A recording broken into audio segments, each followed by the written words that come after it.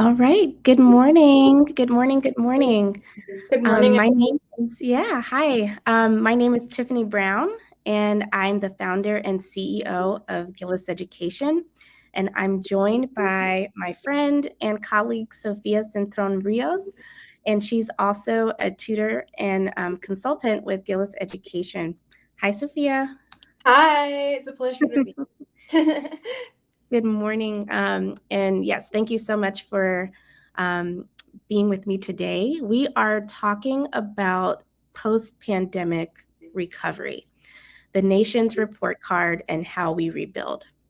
So I really wanted to have a talk, just a casual talk with Sofia. Sofia, I'll give her some time to introduce herself in a bit, but she has been such a great tutor and colleague, and she's done some analysis recently for us. She's just been a great help over the last, I guess it's been over a year, maybe Yeah. about a year now. Yeah. And I thought it would be a great idea to get you on a live with me to discuss the pandemic and how it's really impacted our students and really where we should go from here. How do we rebuild? How do we get our students back on track? Even if that's even like the right Yeah. term, right? And what we can do, to make sure that there are not really dire long-term consequences. And both of us, we work for Gillis Education. We tutor. We're working with parents and talking with teachers, and again, doing research and analyses. And we see that the impact has been pretty steep. So that's what we're here to talk about this morning. We'll talk about a few stats. We'll throw out some solutions that we've thought about and that we think um, are are the right way to go. We're going to discuss this, but there are many different opinions, and there are different strategies that are being proposed for moving forward. We're going to talk about some of our top 3 or 4 suggestions for school districts to consider in rebuilding and really, you know, thinking about how we can really get our students, um, like I said, back on track. So again, thanks for joining us. Um, Sophia, I wanted to give you a moment just to introduce yourself and tell people, a little bit about yourself, where you're from, and all of that good stuff. Okay, my name is Sofia Rios Centron. I'm a tutor with Gillis Education. I tutor Spanish, writing, English, math. You name it, I can probably help your kid with it. I love tutoring. I've been doing it for around 3 years, maybe a little over 3 years now. I've worked with probably over 500 students at this point. I love tutoring. I'm based in Puerto Rico, so that does affect a lot my approach with students. Of course, my perspective on education might be a little bit different to that of someone of the United States, but it does help students, especially the ones that are learning Spanish in school. I'm able to speak English pretty fluently, and I'm a native Spanish speaker. So I'm able to offer that helps, especially since I started working with you. I've been tutoring quite a few students with Spanish, and it's been great. But yeah, I don't want to spoil too much about what we're going to talk Right, about right. today. But Yeah, yeah, the basic introduction. yeah. And where did you go to school, and your major? So I went to Berkeley College in New York. I studied business. I graduated with a bachelor's degree about a year ago already. And I'm actually going to start a new semester this January, and I'm going to study data science. So Wow, I'm going to be learning lots perfect. of programming, lots of math. Right, Um, right. so that's going to be lots of fun. I've been learning lots of math now, so perhaps I'll be able to tutor more advanced level math in the future. That's Yeah. awesome. Yeah, and I really appreciate your comment about being from Puerto Rico and having a different perspective than Mhm. maybe us over here in the States. And that is one thing that I really love about Gillis Education, not just because I Yeah, founded it, but of course. that we we really get tutors and consultants from all over, and we appreciate the different perspectives that our tutors and consultants bring from all over California, Texas. We've had interns from Philadelphia who are studying in Canada and bring, Wow. a different perspective than someone like me in DC, or, having also my husband being from Charlotte and seeing how Mhm. Charlotte different from DC schools, is different from, El Yeah. Paso and Puerto Rico. So we love having all of the different perspectives from across the country. So I really appreciate that. And we are, like you said, we're going to talk a little bit about Puerto Rico Yeah. during today's discussion, but let's go ahead and jump in.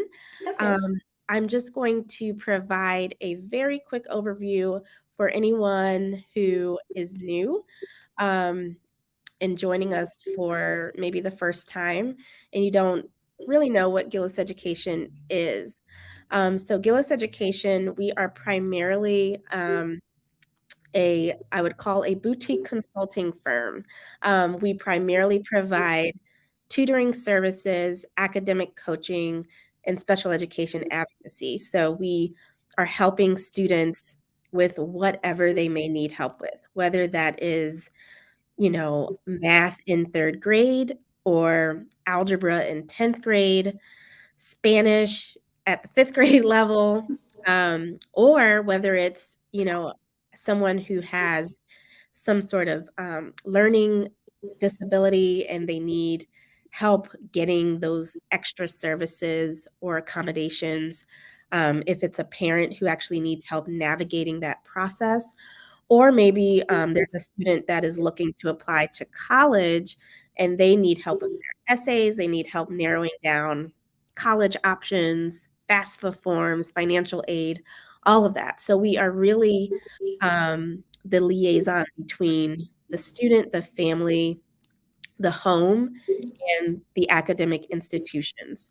Um, and also on the services side, we provide consulting. So we are very regularly reading ed policy news, um, reading actual regulatory actions and legislative actions, putting out position papers, putting out position statements, and just offering solutions to some of the challenges we see in our domestic education system. So we provide a lot of services for parents, for educators, for public figures, and we're just really trying to move the needle forward in education through our products and services. So I encourage anyone who is interested in learning more about what we do just to visit our website, gilliseducation.org.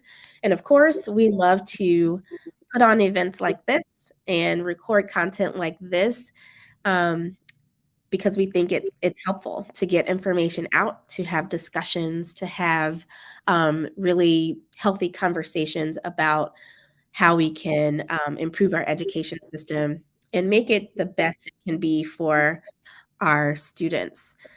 And so, with that, let's get to why we're here to talk about what is called the National Assessment of Education Progress. And so, what that is, it's actually um, kind of like a report card. It's basically, and that's what people call it. It's the nation's report card, and it's the largest nationally representative and continuing assessment of how students in public schools and private schools are doing in the US on various subjects. So it is really a report card to say, hey, how are kids learning? How are they doing? How are they achieving? And it's actually congressionally mandated. So Congress mandates the NAEP, I would call it, instead of saying National Assessment of Educational Progress, I'm just going to say NAEP. um, but it's a mandated, congressionally mandated program, and it's overseen by the National Center for Education Statistics, which sits within the U.S. Department of Education. So, it happens every couple years on reading and math, and it specifically focuses on grades 4 and 8. And we get data for reading and mathematics for those 4th and 8th graders at the national level, state level, and some district levels.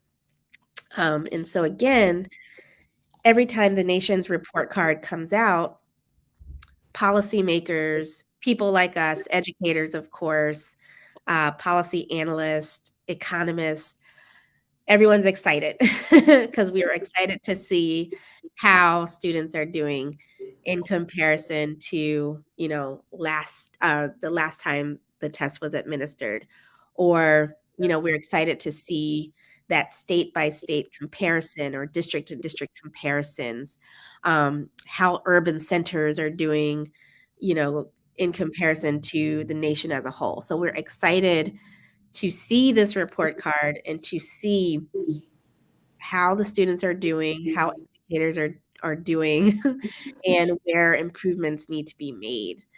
And so that is a brief introduction of, the stats that we're talking about. And so the report card came out for 2022, and of course, we were all expecting the results to show some decline, simply because of the pandemic. The pandemic started in 2020. As we know, schools closed and remote learning kicked in. And we saw all of the challenges firsthand. We saw it with the students that we were working with, educators speaking their minds about their challenges with, teaching over a computer, especially for, excuse me, the younger grades. It was really challenging. The pandemic proved to be a challenge, and different states and different localities approached the pandemic, differently. Some shut down completely for over a year, didn't allow in-person schooling. Others kind of hopped in and hopped out. Some eventually landed on hybrid learning. There were a lot of different approaches, and people are still grappling with the data about how remote learning impacted these scores. But just as a high level summary, the scores were pretty bad. It was, again, we expected decline, but this was a decline that I think a lot of people were kind of like surprised, like, wow, like we were expecting a decline, but we didn't expect a decline of this magnitude. And so just to give you guys um, some insight, the scores showed declines in both, reading and math at grades 4 and 8. But the average national reading scores from 2022 reverted back to levels seen in the 1990s. So years and years and years.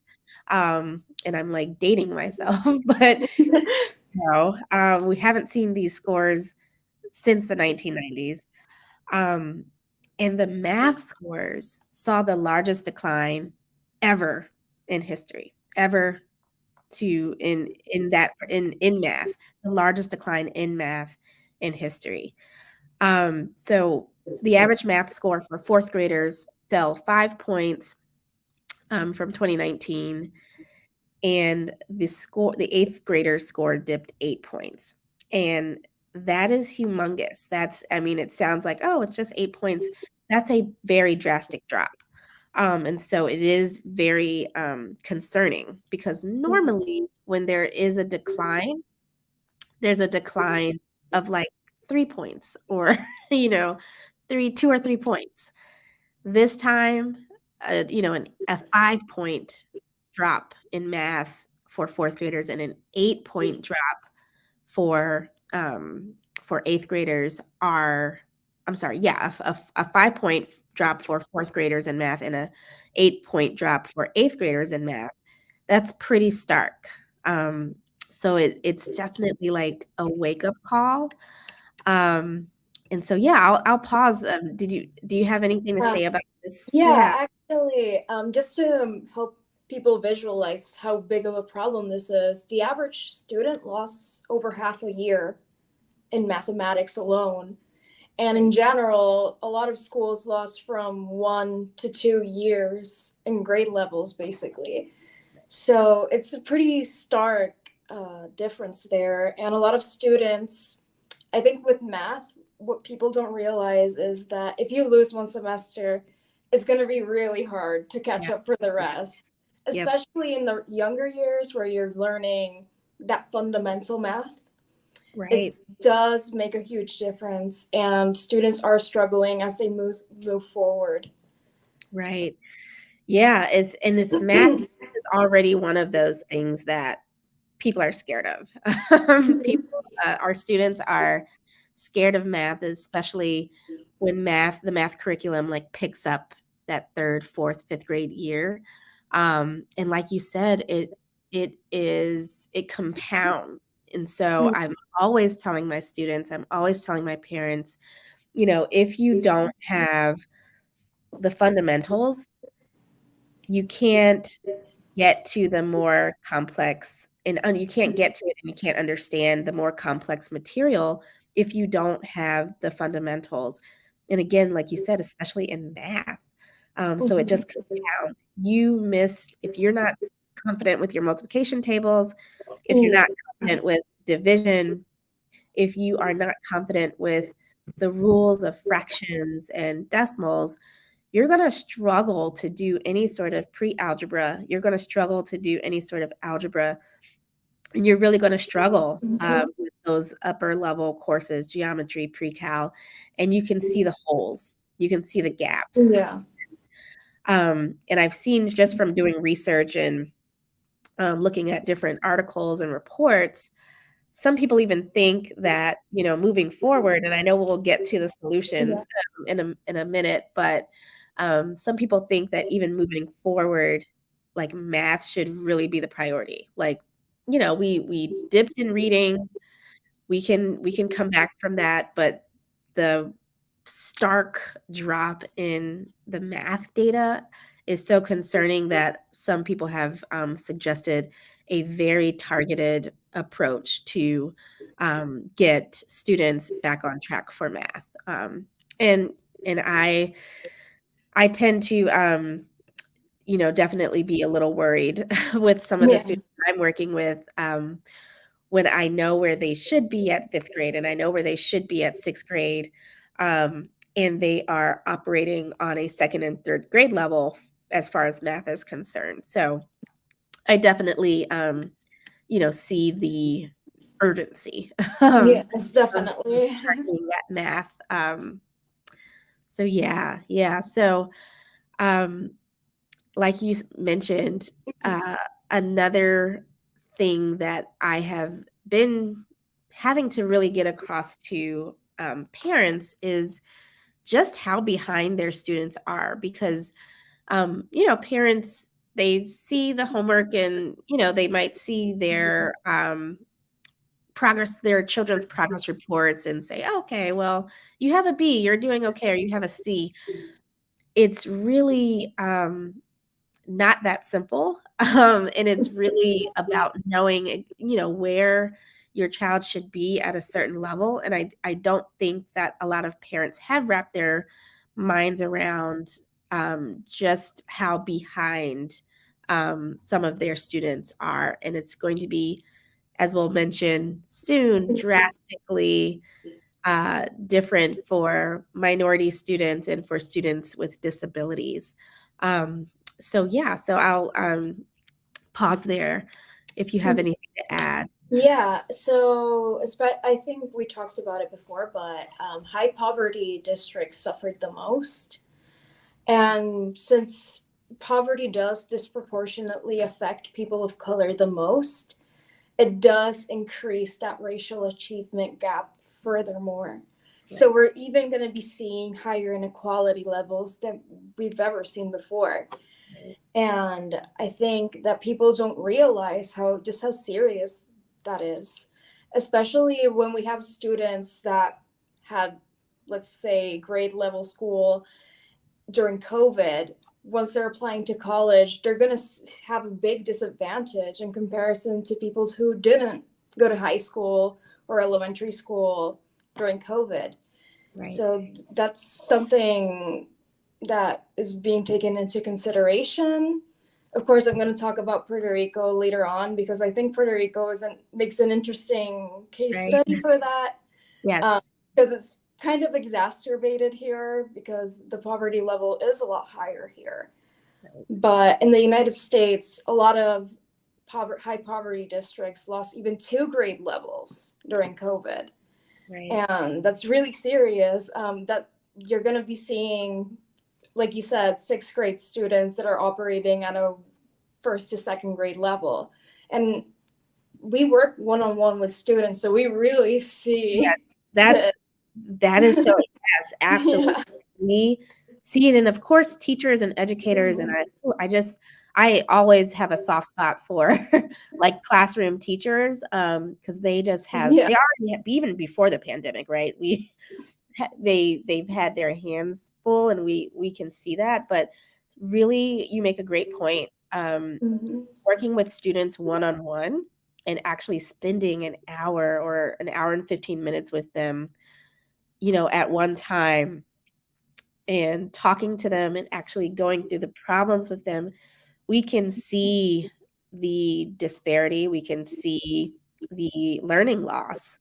And um, it's up to us to know, like make the parents really aware of, I know you see that the progress report grade is an A or a B or a C, but that actually may not be reflective of what they actually and truly know, and we want to identify those gaps and make sure that even if they have a 3.0 or 3.5, if we see that they are missing things in their reading, writing, and math, we're gonna call them out and actually push them to where they should be so that once they get to those higher level courses or once they get to college, it's not an absolute, like, nightmare or struggle, you know? Yeah.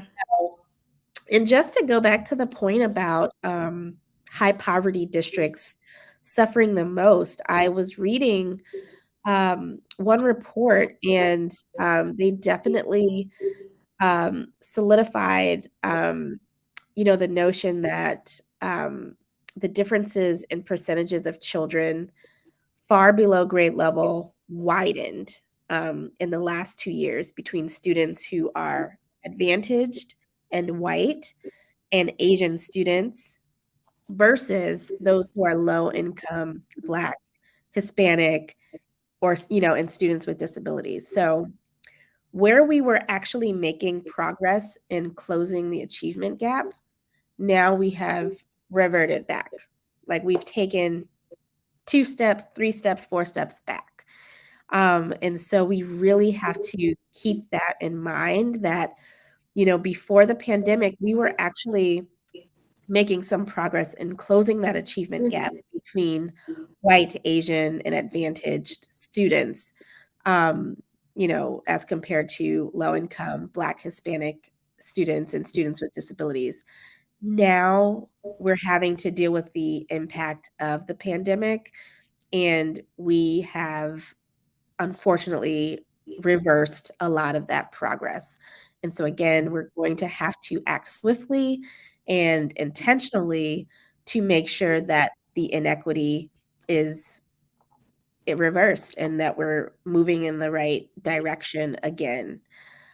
So yeah, it's a great point. And again, this is not surprising, right? It's not surprising that the students who were already disadvantaged are even at a greater disadvantage post-pandemic. It's not surprising, but it is pertinent and it is critical that we push for this for solutions to make sure that there isn't a ton of long-term damage from this reversal.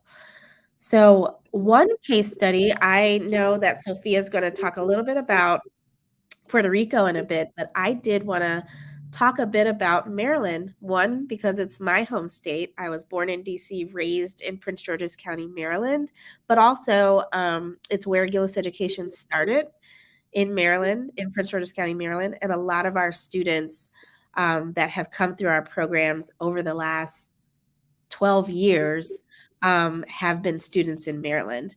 And so I did want to call out that, unfortunately, I hate to say this, but Maryland was actually on the lower end of the statistics. In It's unfortunate. It's in Actually, a lot of the mid-Atlantic states were on the lower end. So Maryland, along with Delaware, Virginia, and DC, those mid-Atlantic states were really impacted. So just to give you guys some numbers, Delaware's fourth grade math scores dropped 14 points.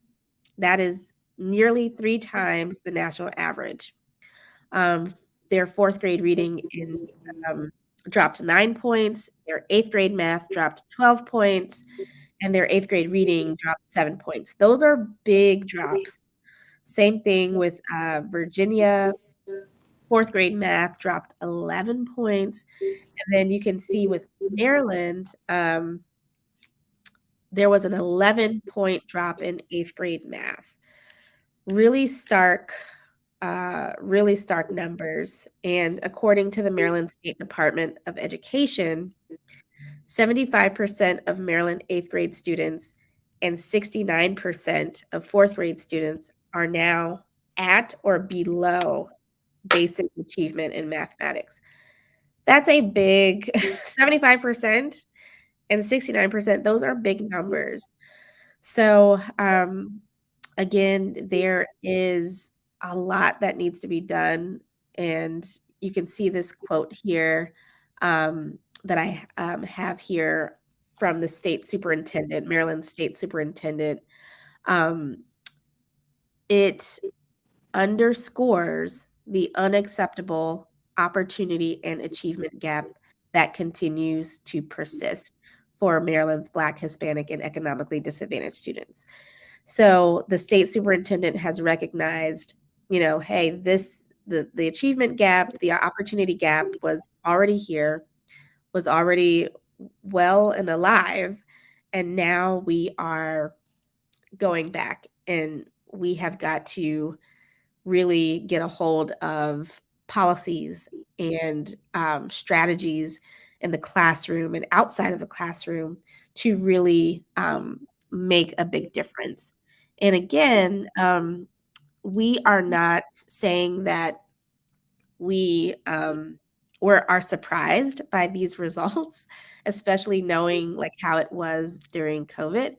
But it is drastic. And just to compare, some of the other states actually didn't see a decline at all. And some of them only saw minimal decline. So these scores across the nation do vary. They vary quite a bit. But overall, there was a decline in both math and reading, and overall, there were certain states and districts that did really poorly, and unfortunately, Maryland was one of them. So, um, there's lots of work to do, but let's talk about Puerto Rico. So as I mentioned before, the case with Puerto Rico is exacerbated just because Puerto Rico does have a higher poverty level. So I think over 43% of the island lives below the poverty line. And for school students, 71% of them live below the poverty line. So these are pretty stark numbers. 70% of students rely on school lunches for food, basically. So poverty does affect most of the island and most of young students. So when COVID hit, a lot of these students didn't even have access to internet. They didn't own any devices. I was talking to Miss Tiffany before that a lot of people here don't even know how to use a computer. They've never used a computer. A lot of schools here don't even have devices in them. So the difference is pretty stark.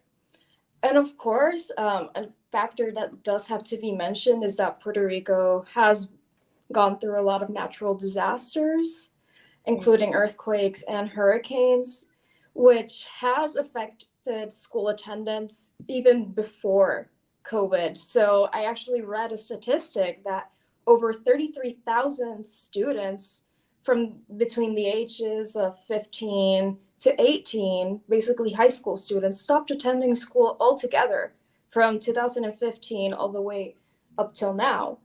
So we're going to be seeing a whole generation of kids that didn't even finish high school. Right. So the difference here is pretty stark.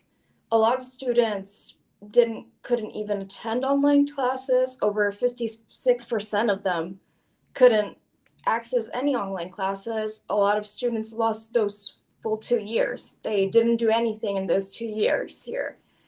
And a lot of students received failing grades for a long time. And unfortunately, the statistics here are not as detailed as in the US. Right. Because the funding is not quite the same. Yeah. And I think another factor I wanted to mention is that the Department of Education in Puerto Rico has been historically corrupt. And a lot of the funding that has been received, even now for COVID, is questionable what they're doing with that money. Right. There's been a lot of solutions proposed, but at the end of the day, they're just proposals. And the students here don't really receive that education. Right. I mean, when I talk to young students here, I can tell that they fell behind quite a bit. It was already bad. I mean, I was in high school when Hurricane Maria came here. It decimated my school, and we lost a whole semester. And that was luckily I was in 12th grade, so it wasn't too bad. But someone who was in a earlier grade still haven't applied to college, Right. still hasn't taken the SAT. It was a lot harder for them. So in addition to that, a lot of students, especially in the South, lost school because of the earthquakes. Right. And then on top of that, we get hit with the pandemic.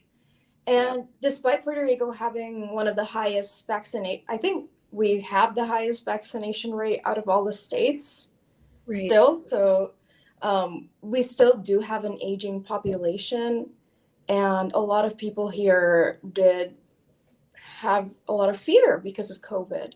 So even when schools started reopening, there was a pretty strong debate about, is it safe for me as the parent to send my school and then me being with someone who might have COVID. Right. So there's a lot of different factors that affected the students here. Same for Maryland, of course, Puerto DC. Rico does learn to. Mm-hmm. Oh, I was just gonna say same for Maryland, Delaware, the Mid-Atlantic states. They were some of the states that decided to, continue with virtual learning for a bit longer than some of the other states.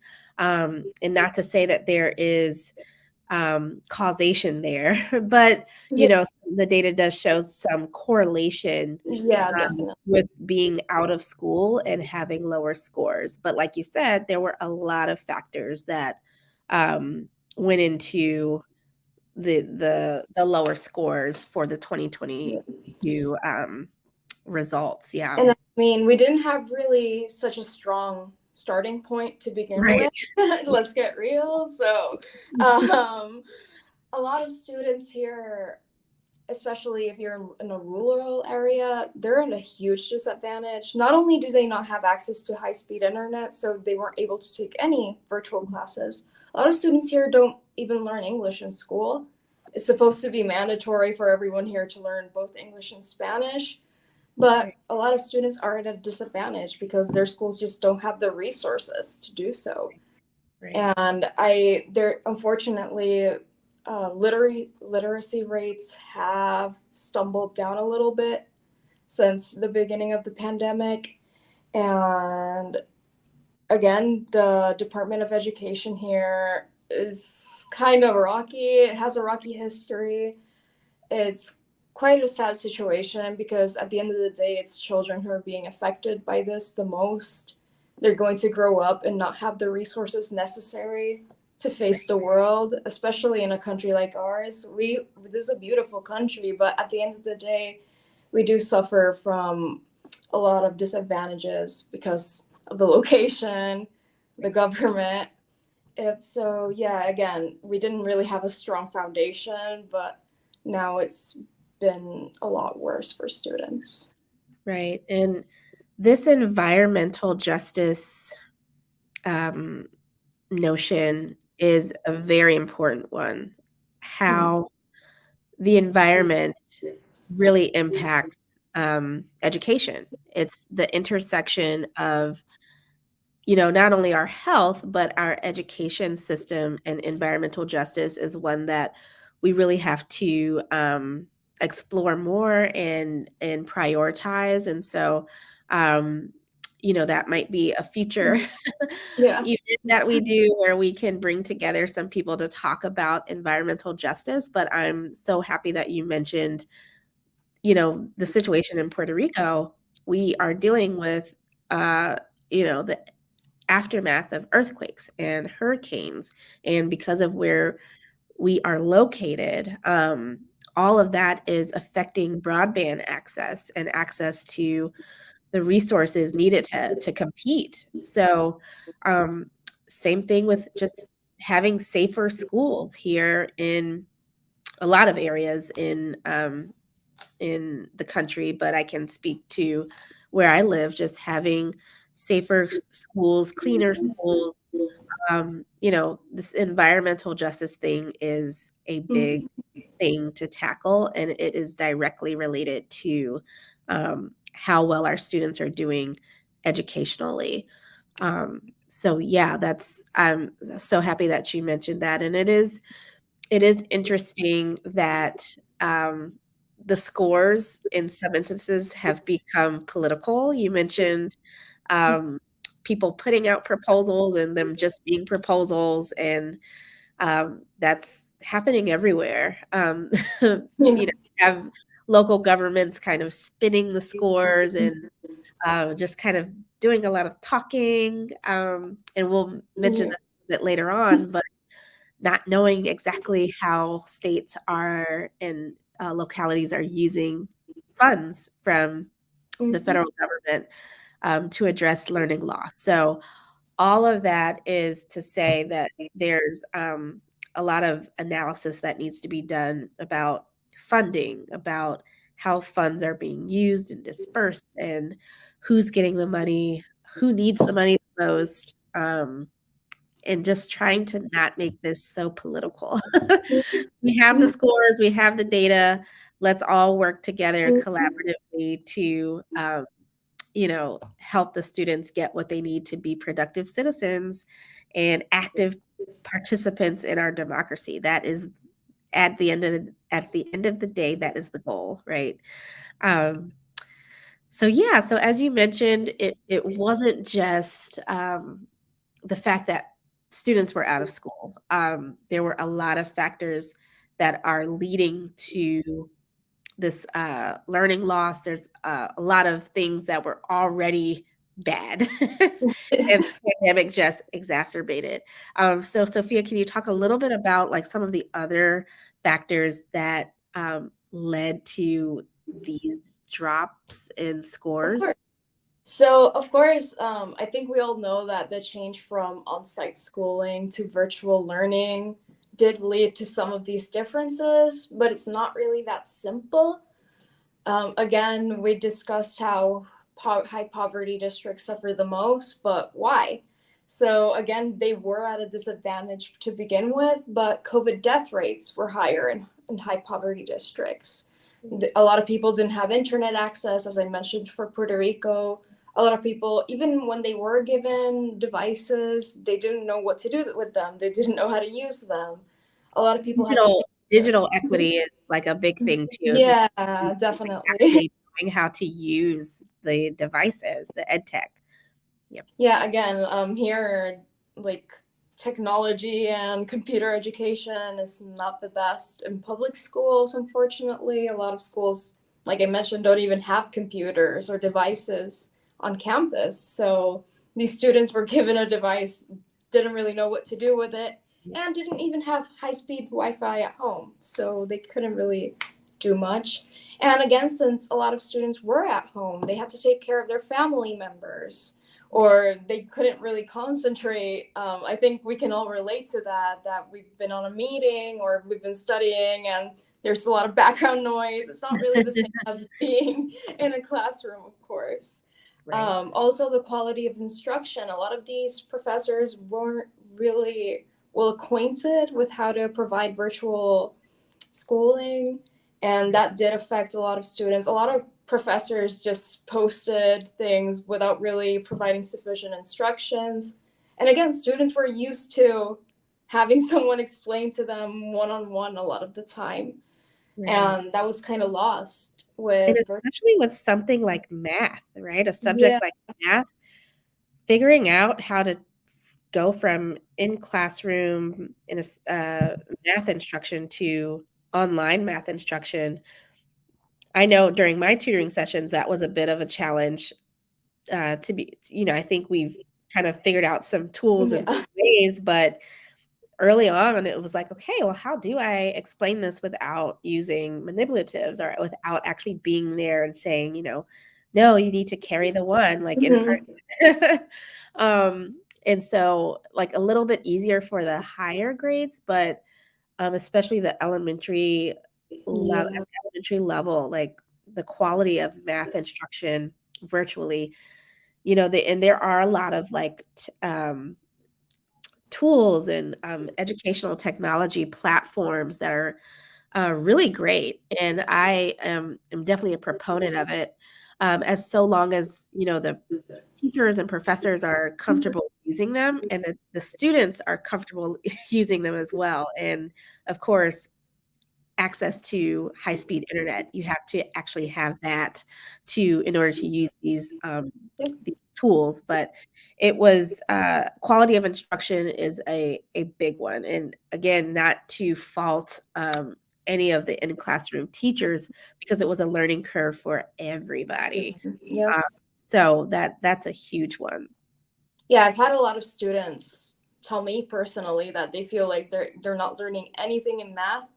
Even if they're getting the grades, they're just handing in the modules, but they didn't really feel like they were actually learning, like they were in a classroom. Right. And I've heard that from quite a lot of my students. Yep. I've had, unfortunately, lots of students tell me that they feel like they didn't learn anything at all in the 2 years of COVID. For 2 years, right. Yeah, I've had a lot of students comment that to me. One of my students just told me that on Saturday. Yeah. She hadn't learned anything in math in 2 years, and I immediately said, well, I guess we're gonna start doing some math. Yeah. I normally work with her just on reading and writing, but to hear her say that, I said, I can't let you go to, 7th grade and not know how to do some of these things. It's shocking. But yeah. Yeah, and unfortunately, I've even had students that like COVID was during kindergarten, first grade, second grade. Those are the fundamental reading years. Right. I've had students that lost those years and don't know how to read, like, at all. I've had lots of students like that. It's been quite an unfortunate thing to see. So there's a lot of factors that lead into why there's been so much learning loss. Another one that I wanted to mention that I don't see a lot of people talking about is parent job losses. Right. That can lead to a stressful home environment, not only because the parent is stressed out, but also you're not really able to have money, put food on the table. That does affect everything. Even be able to pay Absolutely. for that Wi-Fi that you need for school. Right. Exactly. Um, Yep. so that's one of the factors. And also, that also connects to mental health and how a lot of students kind of felt isolated.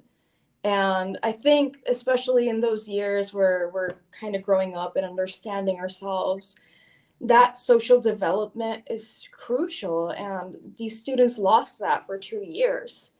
Yeah. And that can kill a lot of people's motivation to study or to even give it their shot. So Yeah. I heard that from a lot of students, unfortunately, too.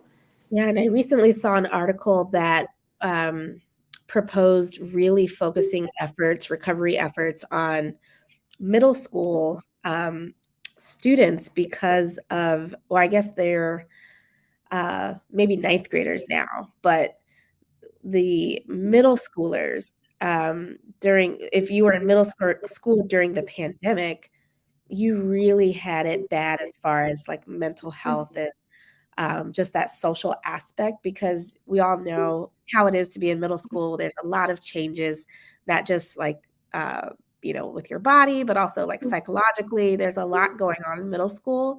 Um, and so to pull them out of school during that time uh, created even more of like this kind of like mental health crisis. And so just to make sure that that cohort of students like is okay, they propose like really targeting efforts to those, like eighth graders, ninth graders, even like seventh graders, eighth graders, ninth graders, those who were like going through those very key developmental changes during the pandemic, may need a little bit more support.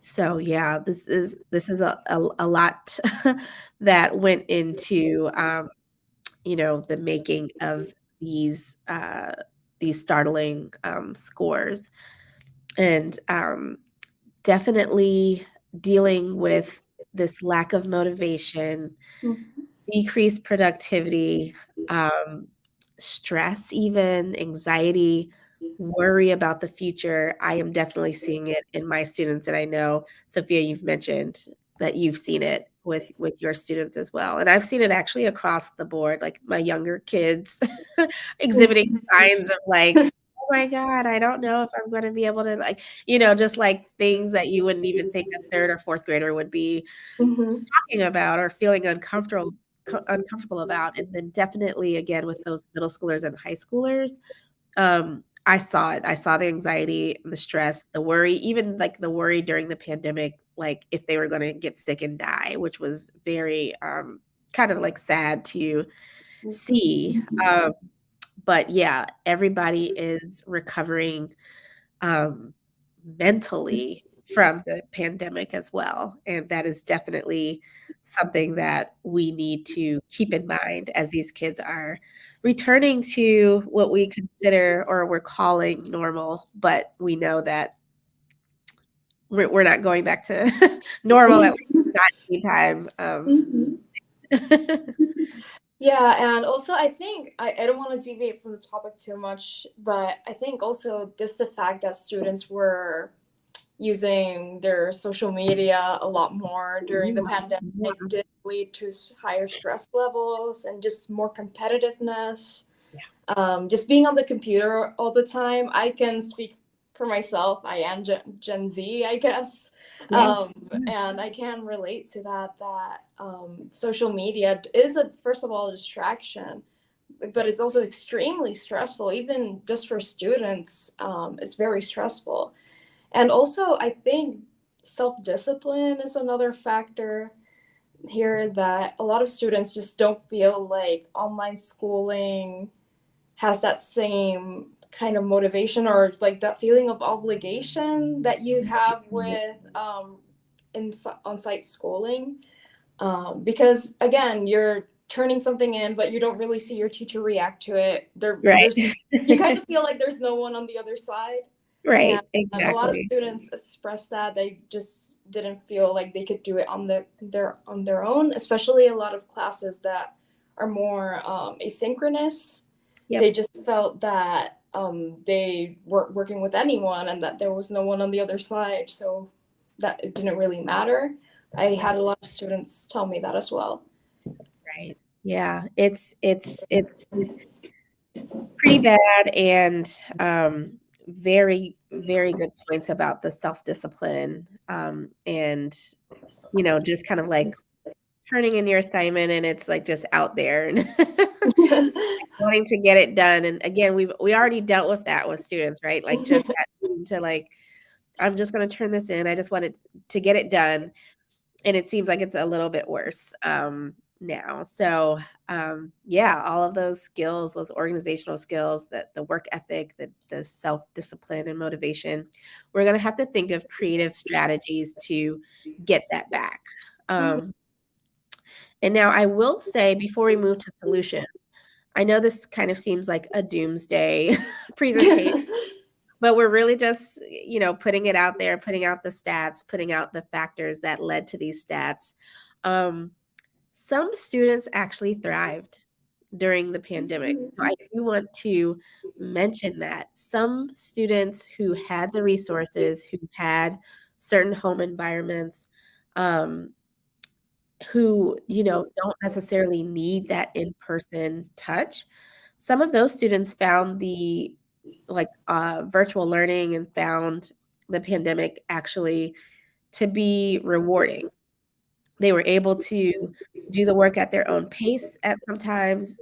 Sometimes they were able to watch recordings of videos over and over again until they got it, right? So there are some elements and some things during the pandemic that actually worked for some students. And I think that is also part of moving forward and part of that post pandemic recovery that we need to do. We actually really need to dig in deeper to the things that worked for certain students in certain districts and keep those and incorporate them and while addressing the other issues. Because I do know even like with when someone is out sick, there is value to being able to go back and watch a recorded lecture, maybe in high school or like the upper grades, or actually having some work that is, not always due in class or, more apps and ed tech devices and applications and platforms, right? Like some of that actually really works for certain students. And so the extra communication with parents that had to happen during the pandemic just by virtue of being online, that actually was good in some cases too. So there are things that work, and there are some students and districts even that thrived. And so we really need to understand what worked, and we need to keep those things. So let's get into the solutions. We have a few minutes left. What are our solutions for rebuilding?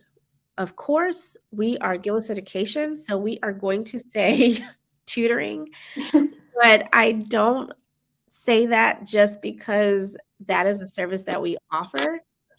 It is really one of the most effective ways to really that one-on-one or small group tutoring is really one of the most effective ways to accelerate learning. And we know that the research shows it.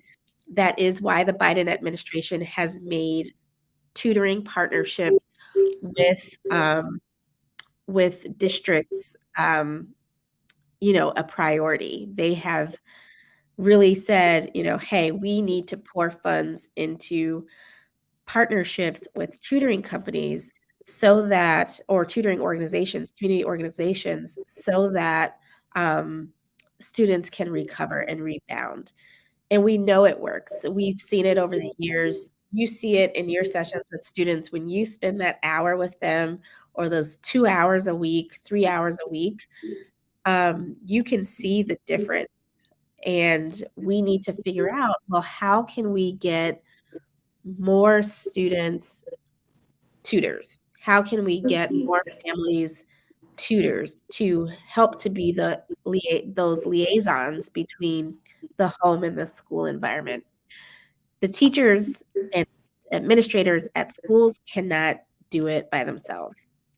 And even again, before the pandemic, we did not believe that teachers should be the only educators of students. It's you are students are learning at home, they are learning on the weekends, they are always learning. And so we need to better infiltrate the outside of school access to learning. We need to better infiltrate what the home environment or the community environment to make sure that students are still learning outside of the walls of the classroom. So we've all acknowledged that tutoring, either virtual or in person, can really work to bring up the scores and really get our students where they need to be.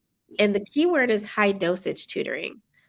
Key term is high dosage tutoring, or high dose tutoring. It needs to really be tailored to the student. It needs to be age appropriate, and it often needs to happen at least 2 to 3 times a week.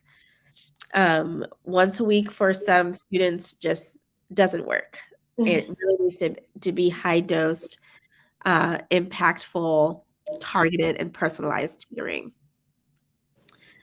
And then another solution, and if you are watching and you see the pictures on the screen, that's actually my husband and my son, Smith. Smith is almost 3 years old. So those are pictures of, my husband actually engaging with him. But another thing that we need to really think about is how can we boost parent and community engagement? And I know this is a sensitive topic because, for high poverty districts and in areas and even minority areas, we don't want to put the onus on areas and communities that are already oppressed and already dealing with systemic issues, systemic racism, environmental justice issues, social determinants of health, all of those things that we have to grapple with. And so we don't want to put too much onus on parents who are already struggling or trying to make it work. But we do need to think about innovative ways that we can boost this engagement without further oppression, without further disregard of the things that need to be fixed and the inequalities that already exist that are making things worse for our students.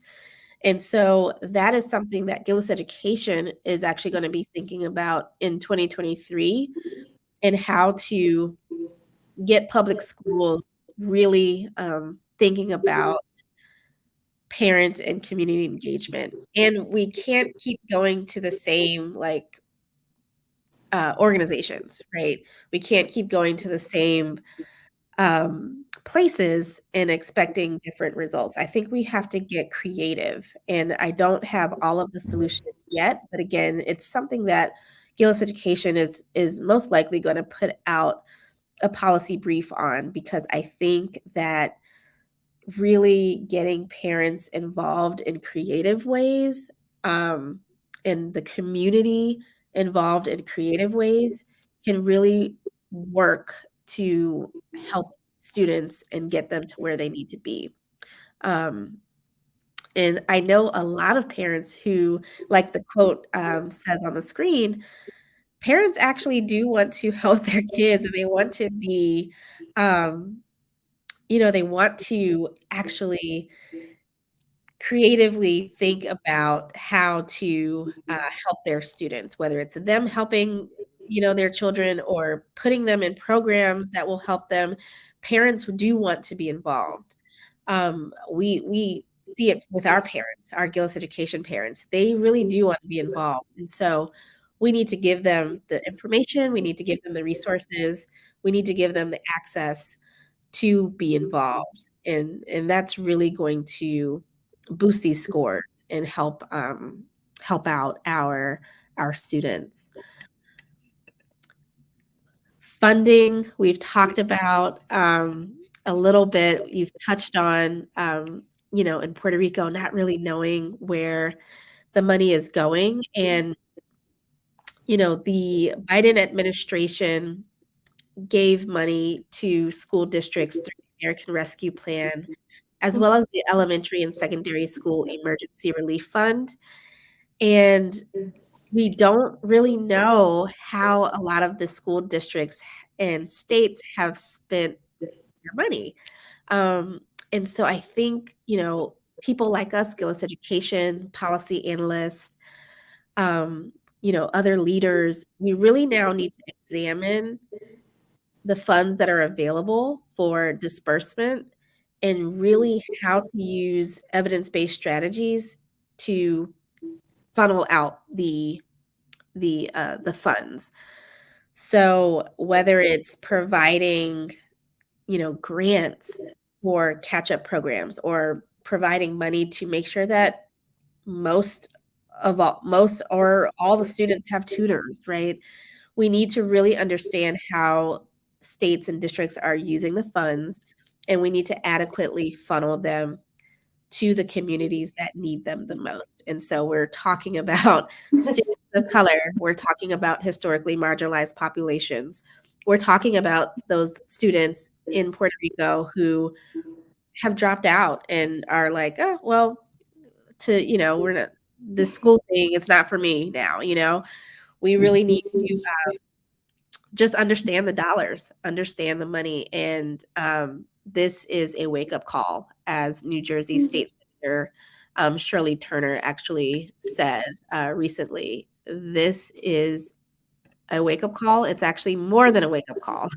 We have to get on this. We have to really understand the money and the numbers. And I didn't mention this, but school staffing shortages is an issue too. So again, this funding thing, we need to figure it out. We need to figure out how to get teachers in the buildings, and we need to figure out how to make them stay. We all know teachers need to get paid more. That's one. Especially here. Yeah, especially. So we know that's one thing, but there's also other things that we need to think about with staffing. How do we make the most of staffing in schools? So we need to understand those numbers. And then finally, one thing that I think is really important that, again, I think we talk about it, but I don't think it comes up as much with post-pandemic recovery, is this social emotional learning and trauma-informed teaching practices. COVID was traumatic. COVID was traumatic for a lot of people, and I don't know that we talk about it enough. But even before COVID, we know that social emotional learning actually improves behavior and academic achievement. So when I say social emotional learning, I'm really referring to teaching students how to manage their emotions, how to be good decision makers, and how to collaborate with other students, how to understand themselves, and how to be empathetic and understand others better. And research shows that when you incorporate social emotional learning in the classroom, that academic outcomes are actually better. And I think what we've been talking about as far as like mental health and making sure that our students are not just okay academically, but emotionally and mentally, making sure that they're okay. I think this social emotional learning actually needs to take a seat at the front when we talk about rebuilding. It actually needs to be prioritized, and it really needs to be a natural part of the curriculum. It's just a lot going on in the world, a lot going on, with post-pandemic, but just homelessness, family separation related to immigration, school shootings. We just had another school shooting at the University of Virginia, and all of this really impacts our students' ability to learn. So I think social emotional learning and trauma informed teaching practices and strategies have to kind of take a front seat. If students are not in the right headspace, they're not gonna get the fractions. They're not going to understand, the equations, the math equations. They're not gonna wanna read the literature if they are not in the right headspace. So, I think or if they don't feel like they have a safe environment to actually learn. So, we are not in a normal situation, and so that calls for different strategies. It calls for innovative strategies. So, yeah, did you wanna add anything? Um, Yeah.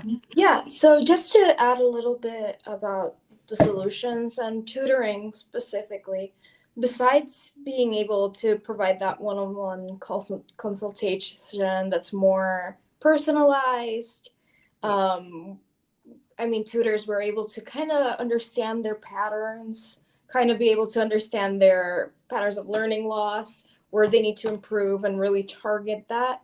But I think what a lot of people don't realize about tutoring is that a lot of the times for these students, they look forward to tutoring because they feel like they're getting that support that they're not really getting in school. And I've had a lot of students tell me that they just don't feel like they can ask questions, especially now that they feel like they're really behind. right, With me, they tell me, okay, I can ask questions here with you. And I think that also kind of touches a little bit with mental health and how pressured these kids feel. absolutely. And again, what you said that COVID was traumatic. Imagine, I mean, we were already adults when COVID happened, not taking away from how it affected us, but imagine being in development, not understanding how the world works, not even understanding how your body works, and all of a Okay. sudden schools are closing down, so we have to wear masks. And again, these kids, a lot of them are very insecure. I've even seen articles about wearing masks because they don't want to take them off anymore because Right, of that whole being used to having it on. So there's a lot of factors here. But I've had a lot of students just tell me that they appreciate that they're able to work one on one and just have that real quality instruction that they didn't get during the pandemic. And absolutely, I just wanted to mention that because I think that's kind of an important factor when it comes to tutoring, definitely. exactly. And I just wanna end our discussion with a quote, again, that, you know, we hope that this alarm and this, urgency around these scores actually causes us to really address those conditions that contributed to the decline in the first place, which predate the pandemic. So we've talked about this Yeah. environmental justice or injustice, right? We've talked about systemic racism, talking about the achievement gap and closing the achievement gap. All of those things existed um, before the pandemic, and hopefully it lights a fire to really address those systemic issues. Um, but otherwise, we will continue to, just be on top of this and continue to explore and research suggestions. We will continue to write letters, position statements to those state legislatures and to Congress where we see fit, and we're going to continue to advocate for our students. And so I really, really appreciate this conversation, Sophia. Yes. Um, I appreciate you for joining us, uh, and all of everyone out there watching. I really appreciate you guys sticking with us for this hour. And I told Sophia that I was going to try to stick to 30 minutes, but of course. when the conversation gets good, it happens. But hopefully everyone finds this helpful. If you have questions about tutoring, if you have questions about our advocacy services, any of our products that we offer, if you are a politician and you need help crafting campaign solutions for specifically related to education, and of course, if you're an academic institution, if you're a lawmaker, a policymaker, and you have questions or you want to talk through solutions, please reach out. We are here. We have ideas. We will be putting out more information about our recommendations, but please connect with us and keep in contact. Again, Sophia, thank you for joining me. Yeah, of course. Thank you for inviting me here. It was No great. problem. Yeah, and I hope you have a wonderful Sunday. You too. And thank you, everyone, for joining too. Thanks. Take care. Take care. Bye.